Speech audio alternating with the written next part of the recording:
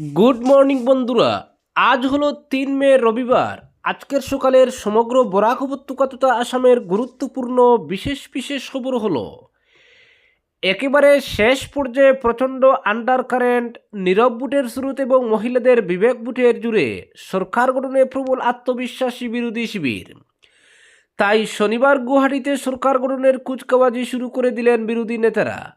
সরকার গড়ার কৌশল, প্রথম 100 দিনে ইস্তেহার রূপায়ণে কী কী কাজ করা হবে তার জন্য কমিটি গঠনের পরিকল্পনাও প্রস্তুত। বড় বিষয় হচ্ছে গৌরব গগৈকেই মুখ্যমন্ত্রী পদপ্রার্থী হিসেবে তুলে ধরেছে বিরোধী শিবির। ভোটের ফলাফল ঘোষণার মাত্র একদিন আগে রাজনৈতিক উত্তাপ তুঙ্গে রাজ্যে। গুয়াহাটির হোটেল রত্নাবলীতে কংগ্রেস নেতৃত্বাধীন বিরোধী জোটের এক গুরুত্বপূর্ণ পর্যালোচনা বৈঠক বসে। বৈঠকে যোগ দেন আসামের দায়িত্বে থাকা কংগ্রেসের সর্বভারতীয় নেতারাও। কর্ণাটকের উপমুখ্যমন্ত্রী ডি.কে শিবকুমার, ছত্তিশগড়ের প্রাক্তন মুখ্যমন্ত্রী ভূপেশ বাঘেল, ঝাড়খণ্ডের প্রাক্তন মন্ত্রী বন্ধু তির্কি এবং এআইসিসির সাধারণ সম্পাদক জিতেন্দ্র সিং। তাছাড়া প্রদেশ কংগ্রেস সভাপতি গৌরব গগৈ, রাইজর দলের সভাপতি অখিল গগৈ, অসম জাতীয় পরিষদের সভাপতি লুরিনজ্যোতি গগৈ ছাড়া সিপিএম, সিপিআইএমএল এবং এপিএইচএলসির নেতারাও বৈঠকে যোগ দেন। কংগ্রেসের বিভিন্ন কেন্দ্রের প্রার্থী এবং জেলা পর্যায়ের নেতারাও ছিলেন বৈঠকে। পরিস্থিতি পর্যালোচনা করে বিরোধী নেতারা নিশ্চিত 4 মে বিজেপি সরকারের পতন হচ্ছেই। 70 থেকে 75টি আসন পেয়ে সরকার হবে বিরোধী জোটের। বুথ ফেরত সমীক্ষার পূর্বানুমানকে নস্যাৎ করে শিবকুমার থেকে ভূপেশ, জিতেন্দ্র সিং, গৌরব, অখিল, লুরিনদের দাবি মানুষ পরিবর্তনের পক্ষে ভোট দিয়েছেন, তাই বিরোধীদের সরকার হবে রাজ্যে। প্রদেশ কংগ্রেস সভাপতি গৌরব গগৈর যুক্তি, মহিলাদের বিবেক ভোট পড়েছে বিরোধীদের পক্ষে।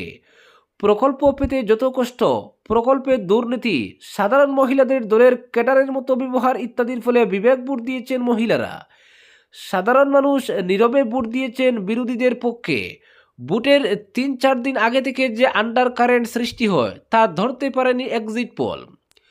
গৌরবের দাবি উজান থেকে নিম্ন, বরাক থেকে পার্বত্য অঞ্চলের মানুষ পরিবর্তনের জন্য ভোট দিয়েছেন। ভোট গ্রহণের দিন থেকেই শাসক দল নানাভাবে প্রভাব খাটানোর চেষ্টা করেছিল, কিন্তু আমাদের কর্মীরা সতর্ক থাকায় তা সম্ভব হয়নি।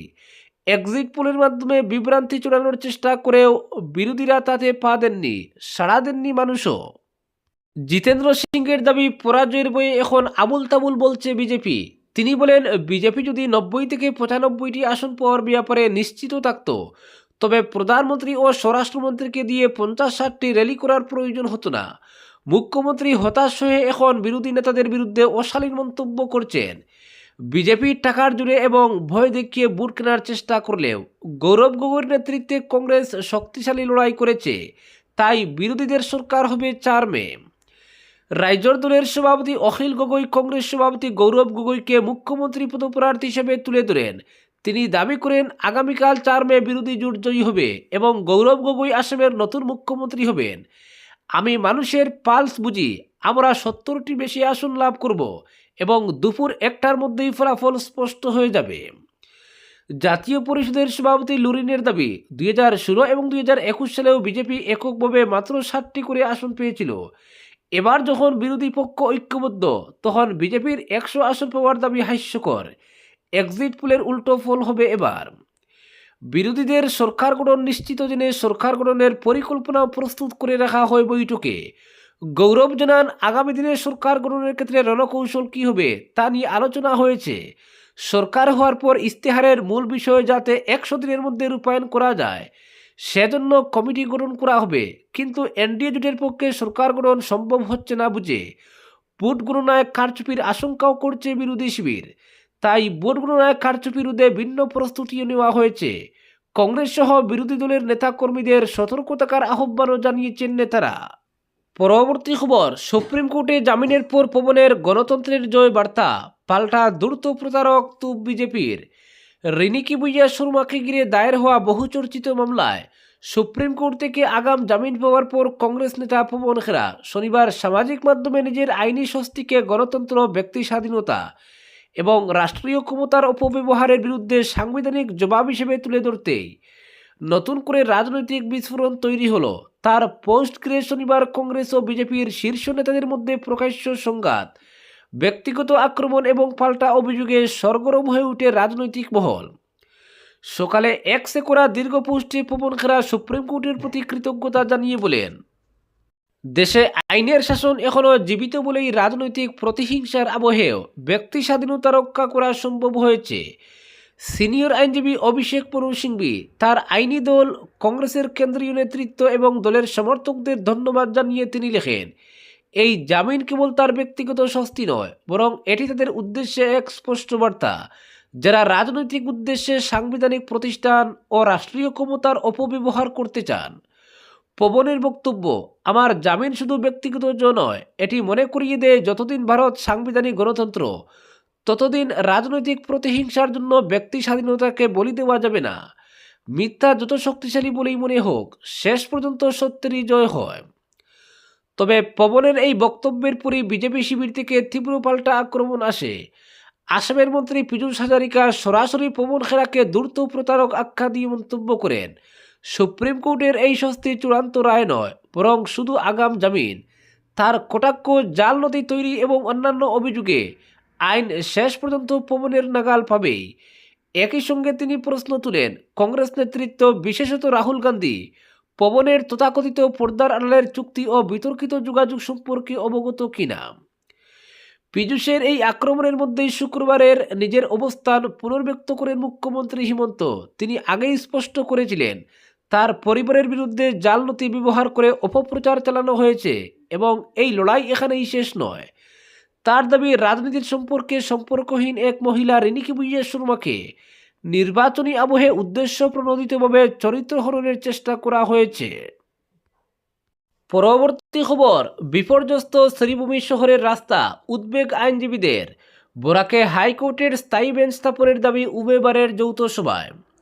বরাক উপত্যকায় গৌহাটি হাইকোর্টের একটি বেঞ্চ স্থাপনের জন্য দীর্ঘদিন থেকে যে গণদাবি তা আরও জোরদার করতে ও শহরের রাস্তাঘাটের বর্তমান এই বেহাল দশা নিয়ে শ্রীভূমি জেলা বার অ্যাসোসিয়েশন ও জেলা অ্যাডভোকেট বার সংস্থার যৌথ উদ্যোগে শনিবার জেলা বার সংস্থার কার্যালয়ে এক যৌথ সভার আয়োজন করা হয়। জেলা বার অ্যাসোসিয়েশনের সভাপতি আতিকুল বারী চৌধুরী সবার উদ্দেশ্য নিয়ে প্রাসঙ্গিক বক্তব্যে বলেন, গত 2000 সালে গঠিত বরাক উপত্যকা আইনজীবী সমন্বয় সমিতি দীর্ঘদিন থেকে বরাক উপত্যকায় হাইকোর্টের একটি স্থায়ী বেঞ্চ স্থাপনের দাবি জানিয়ে আসছে, কিন্তু কোনো অদৃশ্য কারণে আজ পর্যন্ত বরাকের ন্যূনতম দাবিটুকু মানা হচ্ছে না। অনেকেই মনে করছেন সরকার কিংবা হাইকোর্ট আইনজীবীদের পাত্তাই দিচ্ছে না, আর এতে এই বুদ্ধিজীবী মহল রেগে ফুঁসছেন। দীর্ঘদিনের এই দাবি আজ পর্যন্ত কেন পূরণ করা হচ্ছে না তা তারা বুঝে উঠতে পারছেন না। তিনি বরাক উপত্যকার 3 জেলার 5টি বারের সদস্যদের নিয়ে গঠিত আইনজীবী সমন্বয় সমিতিকে পুনর্গঠন করে এই আন্দোলনকে আরও জোরদার করার আহ্বান জানান। এছাড়াও দীর্ঘদিন থেকে শ্রীভূমি শহরের বেহাল রাস্তাঘাটের জন্য ছাত্রছাত্রী থেকে শুরু করে সকলেই প্রশাসন তথা জনপ্রতিনিধিদের অদূরদর্শিতার খেসারত দিতে হচ্ছে। আজ শহর যেন অভিভাবকহীন অবস্থায় অবস্থান করছে। আজ শহরের বেহাল রাস্তা ও জমাজলের জন্য নাগরিকরা দিশেহারা। অনেক সংস্থা, সংগঠন, প্রশাসন থেকে শুরু করে জনপ্রতিনিধিদের অবগত করার পরও এই শোচনীয় অবস্থা। আজ আমরা লজ্জা অনুভব করছি। যদি শহরের এই অবস্থা হয়, তবে গ্রামীণ রাস্তার কি অবস্থা? আজ ছাত্রছাত্রী যে ড্রেস পরে স্কুল কলেজে যাচ্ছে, পরদিন সেই জামা কাপড় পরে আর বের হতে পারছে না। অনেক সময় অভিভাবকরাও আতঙ্কে সন্তানদের স্কুলে পাঠাতে দ্বিধাবোধ করছেন। রোদ হলে দুলার জল আর বৃষ্টি হলে কাদামাটি সহ হাঁটু জল। এর থেকে পরিত্রাণ ও উপায় খোঁজার লক্ষ্যে এই যৌথ আলোচনা সভা। জেলা অ্যাডভোকেট বার সংস্থার সভাপতি তরুণ চক্রবর্তী বলেন, ইতিহাসের দিকে তাকালে দেখা যায় 1947 সালে ভারতের প্রধান বিচারপতি হরিলাল কানিয়া শিলংয়ে হাইকোর্ট ভবনের স্থাপনা করেন। যদিও পরবর্তীতে 1948 সালে গুয়াহাটিতে নিয়ে আসা হলে গৌহাটি হাইকোর্ট নামে নামকরণ করা হয়। এর আগে থেকে বরাক উপত্যকায় হাইকোর্টের বেঞ্চ স্থাপনের দাবি জানানো হচ্ছে, কিন্তু আজ পর্যন্ত এই অধরা। তিনি ক্ষোভের সহিত বলেন, এই হাইকোর্টের প্রতি অধিকার ব্রহ্মপুত্র উপত্যকার যতটুকু, তেমনি বরাক উপত্যকা সহ সমগ্র আসামের। আর হাইকোর্টের ক্ষেত্রে বরাক তথা ব্রহ্মপুত্র উপত্যকার আলাদা চিত্র, কারণ তারা দাবি না করে পেয়ে গেল পূর্ণ হাইকোর্ট, আর আমরা দীর্ঘ বছর থেকে দাবি করেও আমাদের দাবি পূরণ করা হচ্ছে না। আর তখনও বিভিন্ন সভার মাধ্যমে পূর্বেকার মতো বরাক উপত্যকায় হাইকোর্টের বেঞ্চ স্থাপনের দাবি জানানো হচ্ছে। এছাড়াও বিভিন্ন সময়ে কাছাড়, হাইলাকান্দি ও শ্রীভূমির উভয় বার অ্যাসোসিয়েশনের পক্ষ থেকে রাজ্যের মুখ্যমন্ত্রী এবং হাইকোর্টের প্রধান বিচারপতির কাছে পৃথক পৃথক স্মারকপত্র প্রেরণ করা হয়। তবু রাজ্য সরকার কিংবা হাইকোর্ট যথোপযুক্ত ব্যবস্থা না নিয়ে কেন বসে আছে, তার প্রকৃত সদুত্তর কাহারও কাছে নেই। তিনি ক্ষোভ প্রকাশ করে বলেন, ন্যায় বিচারের সহজলভ্যতা নিশ্চিত করতে বরাক উপত্যকায় গৌহাটি হাইকোর্টের একটি স্থায়ী বেঞ্চ স্থাপন সময়ের দাবি। এতে বরাক উপত্যকার মানুষের দুর্ভোগ লাঘবের জন্য ও বিচার ব্যবস্থার প্রতি মানুষের আস্থা আরও সুদৃঢ় হবে। সরকার ও হাইকোর্টের নীরবতার ক্ষোভের বহিঃপ্রকাশ করে জেলা বার অ্যাসোসিয়েশনের সাধারণ সম্পাদক দুলুরঞ্জন দাস বলেন, 2013 সালে বরাক উপত্যকার প্রত্যেক বিধায়কের স্বাক্ষরিত একটি স্মারকপত্রে রাজ্যের মুখ্যমন্ত্রীকে জানানো হয়, বরাক উপত্যকায় হাইকোর্টের একটি বেঞ্চ স্থাপনের জন্য কেন্দ্রীয় সরকারের নিকট আর্জি জানাতে এবং বেঞ্চ স্থাপন না হওয়া পর্যন্ত একটি সার্কিট বেঞ্চ স্থাপনের দাবি রাখা হয়। সে মতে রাজ্য সরকার গৌহাটি হাইকোর্টকে এ বিষয়ে অবগত করে, কিন্তু 2014 সালে হাইকোর্টের প্রশাসনিক কমিটি তা বর্তমান সময়ে গ্রহণযোগ্য নয় বলে জানায়। তিনি বলেন, শ্রীভূমি, হাইলাকান্দি ও কাছাড়ের মানুষকে হাইকোর্টের কাজের জন্য প্রায় 350 কিলোমিটার রাস্তা পাড়ি দিতে হয়। এতে সময় ও টাকার অপচয় হয়, তেমনি জীবনের ঝুঁকি থাকে। বিশেষভাবে বয়স্ক মহিলা ও আর্থিকভাবে দুর্বল বিচার প্রার্থীরা অনেক সমস্যার সম্মুখীন হতে হচ্ছে। তিনি বলেন, সংবিধানের 21 অনুচ্ছেদ মতে প্রত্যেক মানুষের ন্যায় বিচার পাওয়া একটি মৌলিক অধিকার, আর সেই অধিকারকে বাস্তবায়িত করতে হলে বিচার ব্যবস্থাকে নাগরিকের দোরগোড়ায় পৌঁছানো জরুরি। সেক্ষেত্রে বরাক উপত্যকায় হাইকোর্টের একটি স্থায়ী বেঞ্চ স্থাপনের জন্য আইনজীবী থেকে শুরু করে সমাজের সকল শ্রেণীর মানুষ দীর্ঘদিন থেকে দাবি করে আসছেন। তাই অবিলম্বে বরাক উপত্যকাতে গৌহাটি হাইকোর্টের একটি পূর্ণাঙ্গ বেঞ্চ স্থাপনের দাবি জানান। অপর বরিষ্ঠ আইনজীবী অজয় কুমার দাস বলেন, সংবিধানের প্রস্তাবনা মতে দেশের প্রতিজন নাগরিকের কর্তব্য দেশের আইন ব্যবস্থার প্রতি সম্মান প্রদর্শন করা, আর বিচারকের দায়িত্ব মামলা মোকদ্দমার সাথে জড়িত ব্যক্তিদের দ্রুত, স্বচ্ছ, নিরপেক্ষ ও সঠিক ন্যায় পাইয়ে দেওয়ার, আর বিচারকও সঠিক ন্যায় বিচার পাইয়ে দিতে বদ্ধপরিকর। আর সহজ ন্যায় বিচার পাইয়ে দিতে যতটুকু সরকারের দায়িত্ব, তার চেয়েও অধিক দায়িত্ব দেশের বিচার ব্যবস্থার। আজকের বিশেষ বিশেষ সংবাদ এখানেই সমাপ্ত।